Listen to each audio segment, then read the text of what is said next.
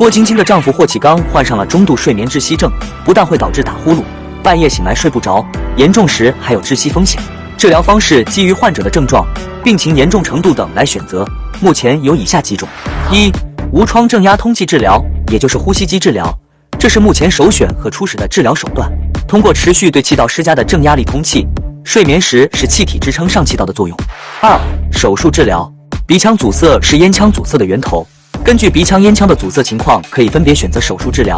例如鼻中隔或鼻腔手术、颚咽或咽腔手术。三、口腔矫治器，适用于单纯鼾症及轻中度的患者，特别是有下颌后缩者，通过前移下颌间接扩大上气道，从而达到治疗效果。